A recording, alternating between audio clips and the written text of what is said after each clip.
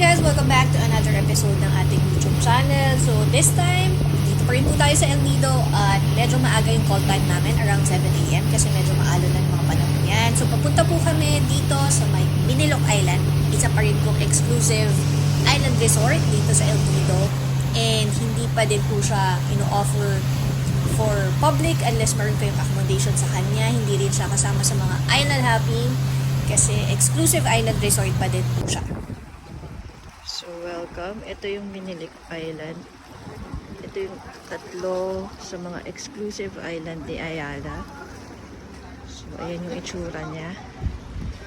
So, pinapalibutan pa rin siya ng mga rock formation. Pero most ng water ng cottages niya is water villas. Meron din beach villas.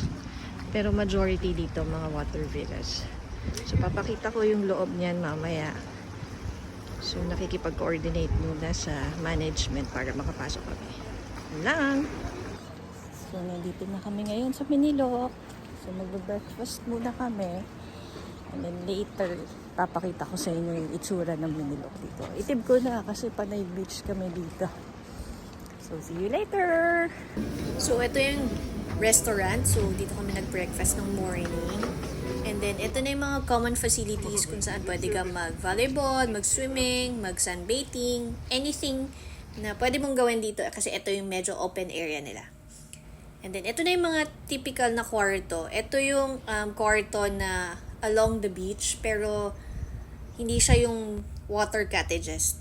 Similar lang naman yung mga structure and yung interior finishes sa tatlong pinakita kong island sa inyo sa Pangulasyan, sa Lagen, and dito sa Minilok. Pare-parehas lang naman yung design niya and yung interior finishes. Pero ang pinagkaiba lang yung floor area and then yung mga setup sa loob. So, ganyan. Yung mga kapis, and then yung TNG, panay, mostly kahoy talaga yung nandito.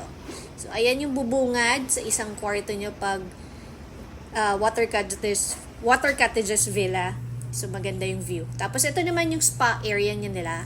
Meron dalawang spa na nila. Meron sa loob and then meron sa labas yung along the baywalk area nila. So, ito yung sa may baywalk area.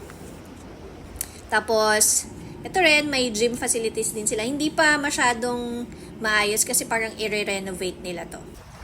Tapos, ayan. Ayan na yung mga setup ng water villas. So, parehas lang, di ba? Parehas lang siya dun sa Pangulasyan. So, ito yung sa East Wing and then meron din dun sa North Wing. So, dalawang classification po kasi ng mga water villas cottages nila. So, isang East Wing and then isang North Wing. So, same setup pero yung iba, 2 levels. Pero yung iba, isang level lang. So, ayan yung mga typical na CR, ganyan. So, lahat may balcony pag naka water villas ka. So, ayan. Ganyan. Tapos dito, marami kayong pwedeng gawin na water activities kasi ang Minilok is rich sa mga isda, iba-ibang isda. So, pwede ka mag-snorkeling dito kasi marami ka talaga makikitang iba-ibang uri ng isda. Hindi maganda yung shoreline niya kasi medyo mapadto. So, kailangan mo pa mag-kayak and then lumayo para lang mag-swimming talaga. Nung 2016 na nagstay kami dito, meron akong nakitang white shark na maliit. Tapos, meron mga maliliit na isda, yung parang sardine fish, pero maliit lang talaga siya, hindi katulad nung sa Mualboal sa Cebu. So, talagang rich siya sa mga fish and kung ano man mga marine sanctuary. So, hanggang sa muli, maraming salamat sa inyong panonood. Marami pa tayong episode na ipapakita dito na iba-ibang island dito sa El Nido. Please like, share, subscribe to my YouTube channel para marami pa akong ipapakitang kakaibang mga lugar dito sa Pilipinas at saan man panig ng mundo. Maraming salamat sa panonood. Thank you for watching. Paalam!